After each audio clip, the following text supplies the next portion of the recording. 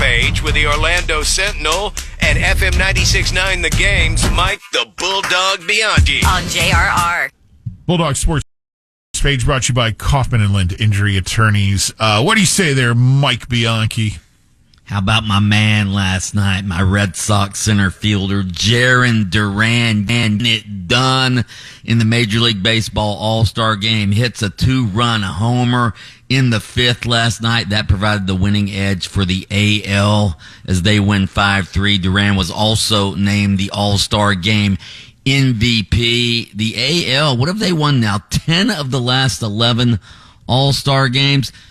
I just want to commend myself last night. Can I do that? Of course. What do you call it? I want to commend bite? myself because I was up almost until the end of the All-Star game. I watched almost the entire thing, and I want to commend baseball as well. They're moving these games along now. I think the All-Star game, I think it was only like 2.5 hours last night. Oh. Started right after 8, so the Bulldog was actually up for most of it last night. You watched the majority. Did you hit yourself in the head or something?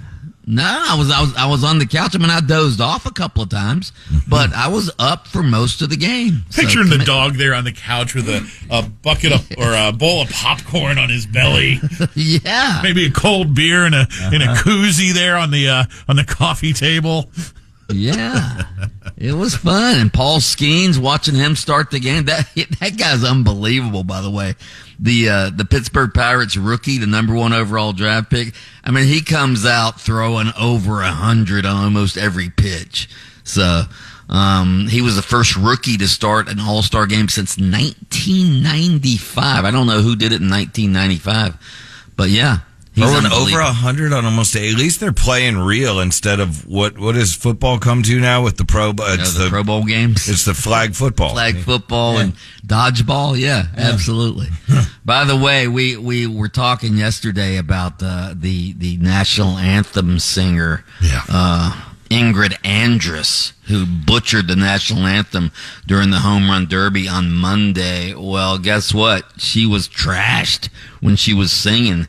She came out yesterday and said she was drunk and she's checking in the alcohol rehab. Gonna get the help she needs. Wow. Yeah. I'm checking myself into a facility today to get the help I need. And then she apologized to Major League Baseball, the fans, the country, and all of that. We have more on that on our Facebook page, JR Facebook page. If you I've been drunk many times while watching somebody perform the national anthem, but actually being drunk when you perform the national anthem. I told Pat maybe take the edge off. Problem. Maybe take the edge off with a brew or two, but you can't get deep into the 12er, you know. Yeah, come on.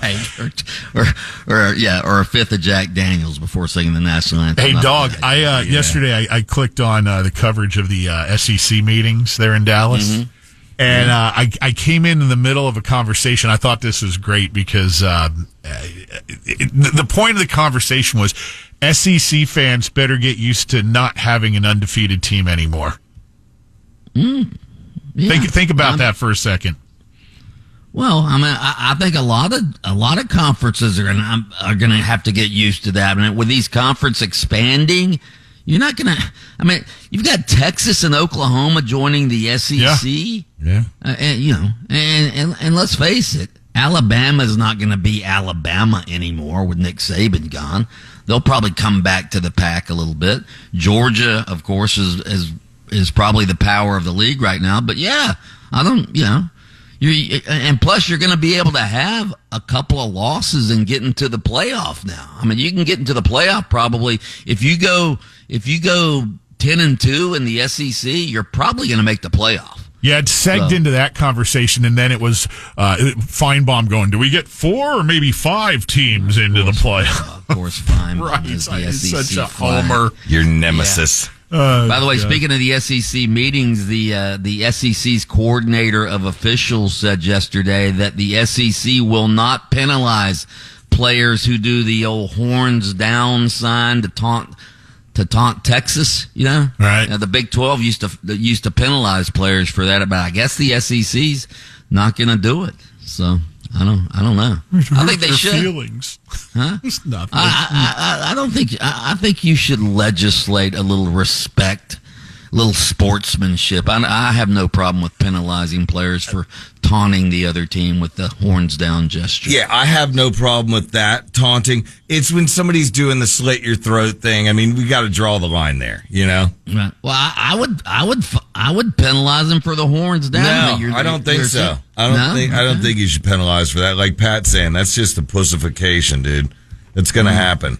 But don't be in the end zone doing, I'm going to, cut your throat. Well, that one bothers me. The other one that just bothers me, and you do get penalized for, is the old standing over someone that you just, leveled. Yeah, that's just, come on, man. Yeah.